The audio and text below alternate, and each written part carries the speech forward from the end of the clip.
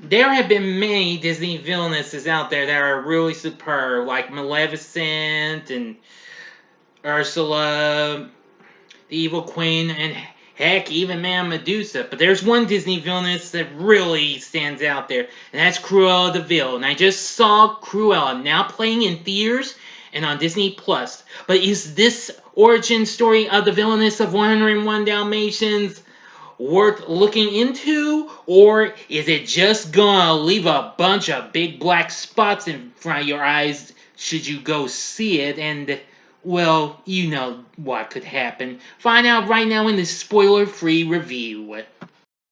Big D's Entertainment Rankings and Reviews.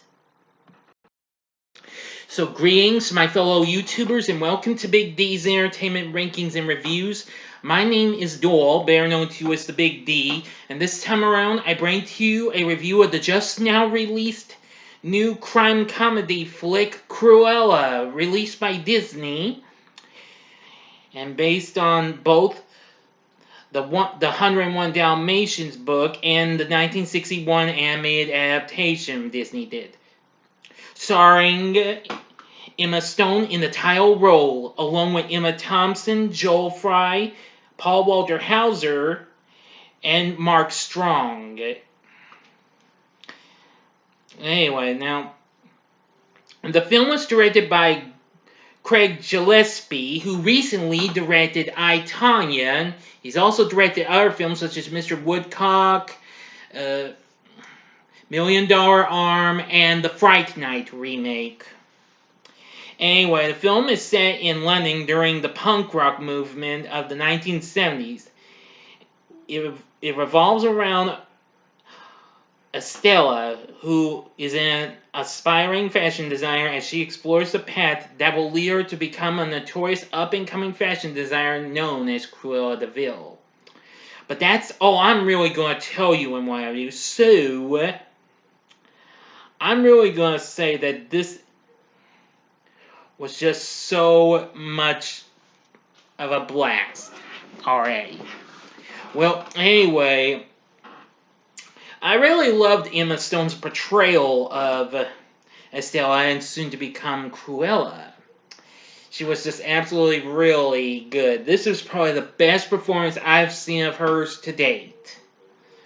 I mean, aside from her being in movies such as Zombieland, The Amazing Spider-Man, and heck, even Easy A, this was just so good.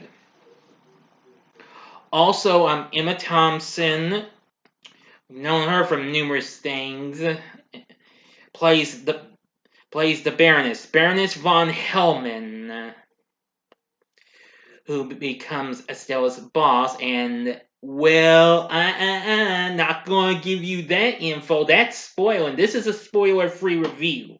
So, but however, she plays a key role in the transformation, but you'll see what that means. That's only a slight, tiny heads up. So that I'm not counting that as an actual spoiler. That's just a slight heads up. Now we also get Cruella's lackeys in the form of Jasper and Horace. Now Jasper is played by Joel Fry, who recently appeared in the movie Yesterday. I haven't seen that. I've been thinking about that, but I haven't gone up to seeing that. But he's pretty good, actually. Yep. Anyway, and Horace is played by Paul Walter Hauser, who recently starred as Richard Jewell, another film I have yet to see. Now, I can tell you this. To play Jasper, Fry didn't look back at the character's depiction in the original anime film, nor its 1996 live-action remake, only copying his physical mannerisms. Now, as for the character of Horace, Hauser drew inspiration for the role from the performance Bob Hoskins gave as Mr. Smee in Hook, which a review of that will be coming up. I haven't checked yet. I gotta check what day it came out, and you'll get a review of it later on this year. But anyway, I really loved all the other performances we got. Emily Beecham, who plays Estella's adoptive mother, Catherine Miller. Kirby Howell Baptiste as Ania Darling, who of course that would become the Ania we would know from the actual 101 Dalmatian story. And let's see, and John, the Baroness's valet and loyal accomplice, is played by Mark Strong, who recently played Dr. Savannah in Shazam. They were all real good in my view. Now, the story, on the other hand, well, despite getting criticism by critics, I don't care what they say. I thought the story was not bad. It was really good. It was creative, etc., etc., etc. Enough said. I think the story's just great. I have to agree with what some people say. This is kind of like a mix of Joker with a little bit of the Danny Ocean franchise, most notably Ocean's 8 and The Devil Wears Prada, rolled into one big package. Yeah. Now, the costume design for this was absolutely superb. The soundtrack, absolutely very good. I mean, got to hear all sorts of good songs, including Living Thing by the ELO, Electric Light Orchestra, and heck, even One Way or Another by Blondie, plus a lot of other songs. Let's see now.